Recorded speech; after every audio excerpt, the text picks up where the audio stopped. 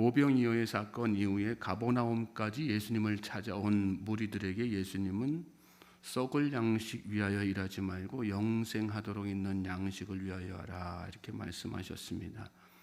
표적을 통하여 예수님이 진정한 구원자이심을 깨닫지 못하고 육신의 욕구가 만족된 것만 기억하면서 썩어질 육신의 양식을 구하는 무리들의 중심을 꿰뚫고 하신 말씀입니다. 라비여 언제 여기 오셨나이까 하고 반갑게 인사했지만 결국 이 무리들은 나중에 예수님을 떠나고 십자가에 못 박는 죄를 저지르게 되죠. 많은 그리스도인들이 성실하게 기도 생활하고 또 성실하게 예배 생활하면서도 여전히 삶 가운데 힘들어하는 이유도 바로 거기 있습니다. 육신의 필요를 구하기 위해서 예수를 믿는 사람은 그 필요가 채워지지 않게 되면 언젠가는 다 그렇게 실족하게 되는 것입니다. 저는 저와 여러분이 썩을 양식을 위하여 일하는 사람이 아니라 영생의 양식을 위하여 일하는 사람들이 될 수 있길 바랍니다. 영생의 양식은 예수님을 통해 주시는 것입니다. 영생의 양식을 먹을 때 육신의 필요에 얽매여 고통하는 인생이 아니라 초월하여 자유함과 평안을 누리는 인생이 됩니다. 영생의 양식은 아무 공로 없이 대가 없이 거저주시는 주님의 은혜입니다. 썩을 양식 위하여 일하지 말고 영생하는 양식 위하여 일하라 이렇게 예수님께서 말씀하시니까 또 그 영생의 양식은 인자가 하나님께서 인자를 통해 주시는 것이다. 예수님 통해서 그렇게 하나님께서 거저 주시는 것임을 말씀하시는 것이죠. 그런데 이 무리들은 그것을 깨닫지 못하죠. 그래서 오늘 본문 말씀 보시면 예수님에게 이렇게 묻습니다. 그들이 묻되 우리가 어떻게 하여야 하나님의 일을 하오리까? 우리가 어떻게 하여야 하나님의 일을 하오리까? 여기 말씀에 하나님의 일에 대해서 이렇게 이야기하니까 마치 이 사람들이 하나님의 일, 하나님께서 기뻐하시는 그 일 하고자 하는 그런 마음의 어떤 변화를 가진 것으로 우리가 말씀을 이해할 수 있지만 이 말씀은 방점이 어디에 있는가? 이 하나님께서 주시는 이 생명의 양식 얻기 위해서 자기들이 무슨 일을 해야지 되는가? 이런 질문입니다.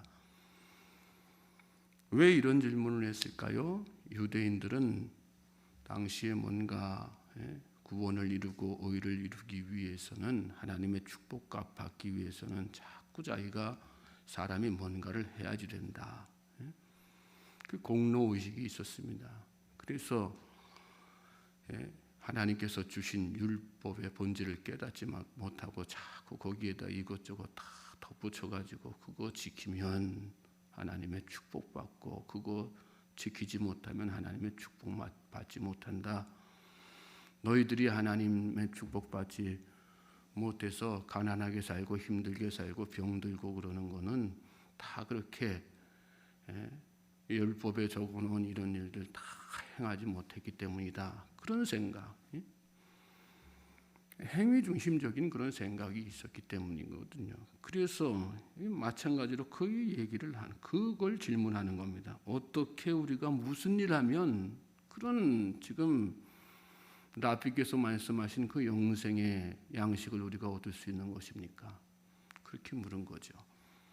저는 저와 여러분이 무슨 일을 하든 하나님의 은혜로 할 수 있길 바랍니다. 무슨 일을 하든 나를 드러내지 않는 그런 믿음의 사람들 될 수 있길 바랍니다. 우리가 받는 은혜는 다 거저 얻는 것입니다. 우리가 뭘 잘해서 하나님께서 우리를 구원하셨습니까? 그렇지 않습니다. 우리는 다 죄인입니다. 성경이 그걸 증언하고 있지 않습니까? 세상에 의인은 없나니 한 사람도 없다. 요즘 우리가 창세기 말씀을 주일마다 묵상하는데 아담의 타락 이후에 사람은 누구나 다 하나님의 형상이 다 끼워지고 아담의 모양대로 태어났어요. 아담의 모양대로 태어났다는 것은 마음속에 다 죄의 본성을 다 해결할 수 없는 죄의 본성을 가지고 태어났다는 얘기거든요. 그러므로 우리가 아무리 노력한다고 해서, 애쓴다고 해서, 아무리 선한 일 한다고 해서 구원받을 수 없습니다. 영생의 복 누릴 수 없습니다. 영생의 복락은 예수 그리스도를 통해서 하나님께서 거저주시는 것이기 때문에 그렇습니다. 29절 보시면 예수께서 대답하여 이르시되 하나님께서 보내신 이를 믿는 것이 하나님의 일이니라 이렇게 말씀하셨어요. 그런 무지한 무리들에게 예수님께서 말씀하시죠. 하나님께서 보내시는 일을 믿는 것이 하나님의 일이니라. 너희들 뭔가 선한 일 해야, 너희들이 생각하는 여러 가지 율법 지키는 그런 일들 해야 영생의 복락 누릴 거라고 착각하지 말아라. 하나님의 일이, 진짜 하나님께서 원하시는 일이 뭐냐? 하나님께서 보내신 일을 믿는 것이다. 예수 믿는 것이 하나님의 일. 여러분 삶 가운데에서 예수 믿는 것이 가장 우선시 될 수 있길 주님의 이름으로 소망하고 축복합니다. 다른 아무것도 필요 없는 거예요. 믿음이 없으면, 예수를 믿는 그 믿음이 없으면, 그리고 예수보다 앞서는 일이라면 그 어떤 일이라도 무의미한 것입니다. 그러니까 세상의 종교, 여러 가지 종교 믿는 사람들 다 선행하며 살지 않습니까? 그러니까 예수를 믿는 믿음 하에서 하는 것과 그냥 선행하는 것과의 차이가 바로 거기에 있는 거예요. 세상을 이롭게 하는 선한 일지라도 그 믿음, 그 이면의 바탕에 뭐가 있으니 예수님을 믿는 그 믿음, 그 믿음으로 말미암아, 그 사랑을 깨달음으로 말미암아, 그 은혜에 감사함으로 말미암아 자발적으로 내 안에서 거기에 보답하기 위해서 행하는 것, 그게 바로 선행이 되어야지 되는 거죠. 그 뒤바뀌어서 선행하면 내가 축복받고 세상 사람들 도와주면 구원받고 아니란 말이죠. 30절 보면 그들이 묻되 그러면 우리가 보고 당신을 믿도록 행하시는 표적이 무엇이니까, 하시는 일이 무엇이니까. 믿으면 되는데 그냥 예수님을 믿는 것이 하나님의 일이다 말씀하셨으면 믿으면 되는데, 그런데 무리들이 다시 또 예수님에게 묻죠. 뭐라고 묻습니까? 우리가 보고 당신을 믿도록 행하시는 표적이 무엇입니까? 하나님께서 당신 통해 가지고 영생 주신다 말씀하시고 당신을 믿는 것이 하나님의 일이라고 지금 말씀하시는데, 그러면 당신이 하나님의 아들이고 영생 주시는 분이라는 거 뭘 통해서 우리가 믿을 수 있는 것입니까? 그러면서 또다시 자꾸 표적을 이야기하죠. 전날에 무슨 일이 있었어요? 오병이어의 기적을 이 사람들이 다 체험했단 말이죠. 그렇게 표적을 보았음에도 불구하고 또 다른 표적을 구하는 거예요. 여러분, 오늘 우리의 모습이 바로 이런 모습 아닙니까? 우리 모습 가운데도 이런 모습 없습니까? 주님께서 우리 내 삶 가운데 계속해서 여기까지 인도하시는 중에 이런저런 표적을 보여주셨음에도 불구하고 우리는 계속해서 주님께 표적 요구한단 말이죠. 하나님, 나에게 이런 문제 해결해 주세요. 이 문제 해결해 주시면 그 문제 해결될 때 내가 진짜 하나님이 나를 사랑하시는구나 이렇게 생각해 버린단 말이죠. 하나님은 어떤 분이서 우리를 변함없이 사랑하시는 분이시죠. 예수님은 어떤 분이세요? 우리를 우리의 상황과 상관없이 언제나 우리를 사랑하시고 언제나 우리를 지켜보시고 언제나 우리와 함께 하시는 분이시죠. 저는 저와 여러분의 믿음이 표적을 구하는 믿음이 아니라 예수님을 바라보는 그런 믿음 될 수 있길 바랍니다. 31절 말씀, 기록된 바 하늘에서 그들에게 떡을 주어 먹게 하였다 함과 같이 우리 조상들은 광야에서 만나를 먹었나이다.